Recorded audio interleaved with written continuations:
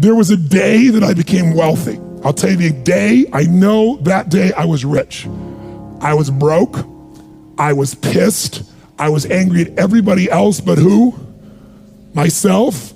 I had a friend that I loaned money to when I had barely enough and I knew he needed it, and I gave him $1,200, and I'm here not able to eat. I'm down to like $25, $26, and I'm saying to him, calling him, and he's not returning my call, and I just need some money, and he's ignoring me. I didn't ignore him then, so I'm pissed, I'm frustrated. In the midst of all this, I'm also pragmatic. I got 25 and change, call it $26. What the hell am I gonna do? I don't have any plans for economics. I got overhead that's crazy. I'm living in this little tiny apartment, 400 square feet in Venice, California. So I thought, okay, when I was totally broke early on, when I was 17, I used to save my money up and go to the smorgasbord and load up for Christmas, load up for the week. So I didn't drive there because I wasn't gonna spend the gas to get there, plus I needed to walk, so I walked there. And I go in, I'm not dressed really great, but it's Marina Del Rey, it's okay. And I got a place right by the window and I can see these yachts going by, and I'm dreaming of what life could be like. And I'm starting to let go of my anger, and I'm starting to focus on what I want instead of what I don't want. How many followers say I? And that shifted me just a bit. And now I'm eating, which shifted me a lot. And I got this giant plate stacked up, and I don't know what the amount was. It was like, whatever, it was $6.95, $7.95, right? So I'm gonna do this, I could probably do this 3 or 4 times, right? Somewhere in that range. As I'm finishing my meal, this little boy comes in, dressed in a little suit. And I honestly don't know how old he'd be, probably in the 3rd grade, so maybe 8 years old, 9 years old, something like that. And he opened the door for his mother, and he came over and he pulled out the seat for her, and she sat down. And she was a pretty lady, but as pretty as she was, I was totally obsessed by this boy. He had presence at 7 or 8 years old. And it moved me. I don't know why, it moved me. And I thought, this kid is like pure. I want him to always be this way. He's such a good kid, he's a giver. So I got up and I paid for the meal, and whatever it was, $6, $7. So now I've got whatever left, $17, $18, $19. And I walk up to this little boy and I said, excuse me. And I said, I just want to acknowledge you for being such an extraordinary gentleman. I said, I saw the way you treated your lady, how you opened the door, how you pulled the chair out. I said, that's class.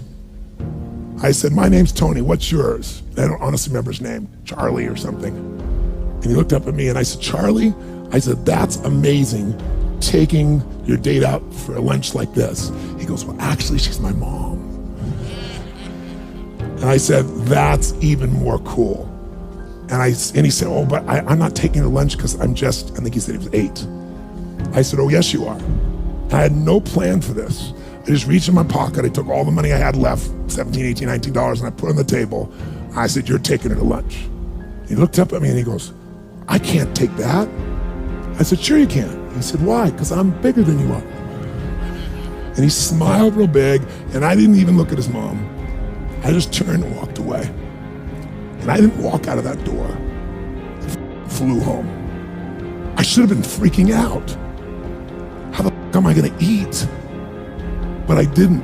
I flew because something inside of me had finally got past scarcity. I finally realized there's something inside of us more than our limits, especially around this thing called money that I had let terrorize me. And I got home, and the mailman came that day, and I had no idea I was gonna have my next meal. And a letter comes, and it's from the guy I loaned the money to. Handwritten note saying, I've been avoiding you. It's wrong. I'm so sorry. You were there when I needed you. Here's what I owe you plus a little bit more. And the $1,200 was there plus another $100 for the time that I had to take care of it. And for me, $1,300, that was enough to run my show for a month or 2. And I cried. And then I decided, what does this mean?